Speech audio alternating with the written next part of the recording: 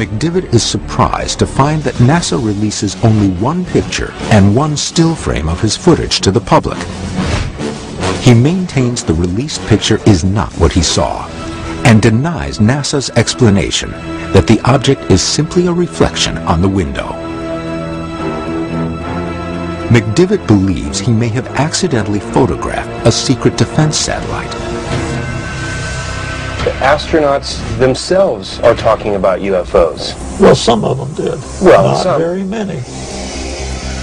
Pilots generally will not speak out about UFOs, even though they encounter them on a regular basis. It's taboo. They just won't do it. Their real business is flying in space. They don't want to talk about anything else.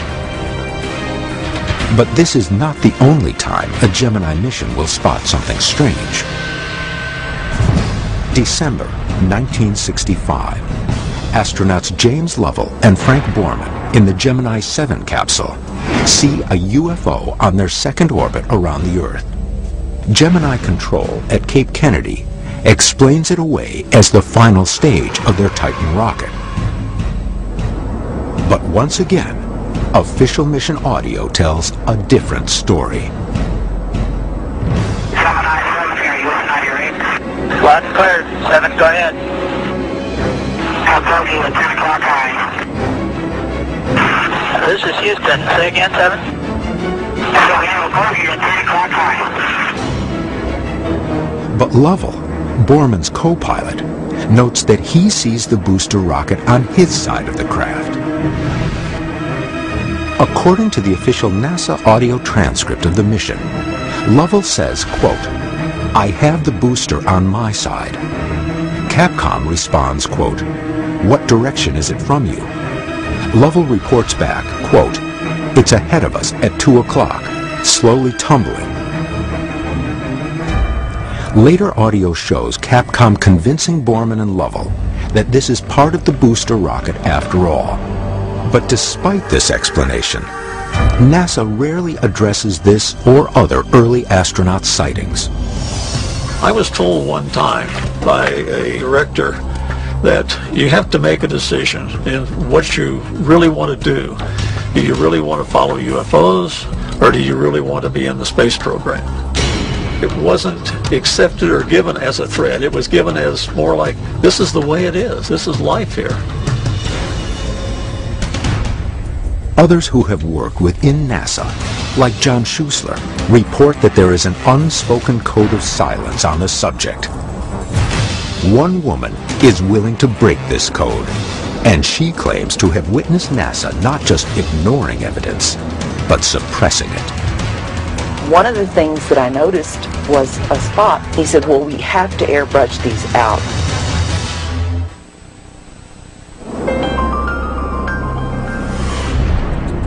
Since the beginning of NASA's manned space flights, the agency has refused to officially comment on the possibility of UFOs encountered during their missions.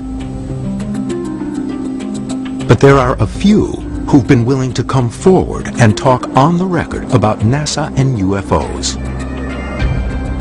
The team sends Pat to pick up an inside contact who claims that she has witnessed NASA covering up the existence of UFOs firsthand. Hi! Donna Hare claims to have worked at NASA as a subcontractor with security clearance. She has recently gone public with her alleged encounter at the Johnson Space Center in Houston. I became aware that there were craft at NASA and it's being kept secret. And I had seen pictures in the lab. The team is aware that Donna's story is a controversial one, but she strongly believes in what she claims to have seen. While at NASA, her work focused on graphic design. During her tenure, she believes she saw someone suppress evidence. Can you describe what you saw in some detail? I was working in Building 8, and one of the technicians there was making a mosaic. One of the things that I noticed was a spot. According to Donna, the technician was making a mosaic map of an undisclosed area. A satellite in orbit was taking numerous pictures of the location and sending them back to Earth so that they could later be put together to form a grid of the entire area. In one of these pictures, Donna claims to have noticed a strange object that seemed out of place. I said, is that a bubble on the emulsion? He said, no, bubbles on the emulsion don't leave round shadows on the ground. He said, well, we have to airbrush these out before we sell them to the public. She wondered, was this just protocol to airbrush normal objects or distortions, making the photos more clear, or an attempt to erase errant pictures of UFOs? They did have a protocol in place, so obviously other things have gone through that they've taken out. I mean, are we talking about a NASA cover-up here? Donna's story has never been independently verified.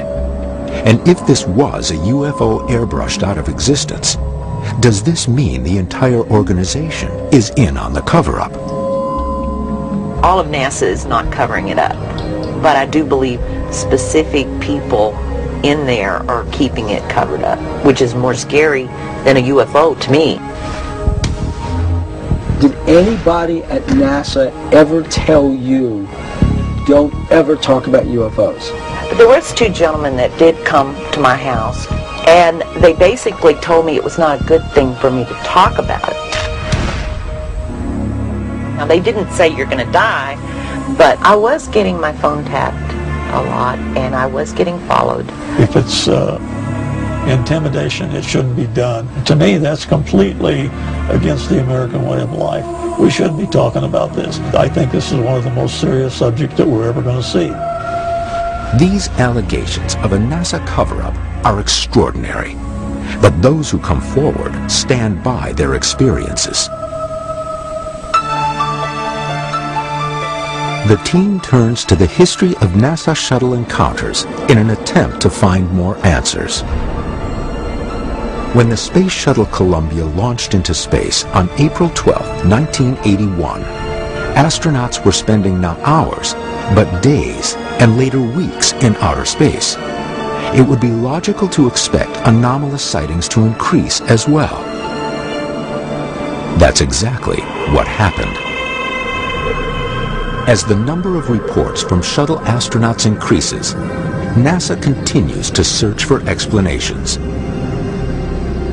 Space debris was a common explanation, but NASA soon discovered that the shuttle itself could be having an impact on what astronauts were seeing. The team heads back to California for a first-hand look at an astronaut's point of view. Brick Price has built an exact duplicate of the control room of the space shuttle, which is often used in Hollywood films. Well, here's the space shuttle. What do you think? Wow. The mock-up was constructed from the original shuttle blueprints, so every square inch of it is accurate. Brick has set up a cross-section of the space shuttle's windows and set up a camera to film through them, displaying its point of view on a separate monitor. His experiments will explore a theory of what the astronauts could have seen.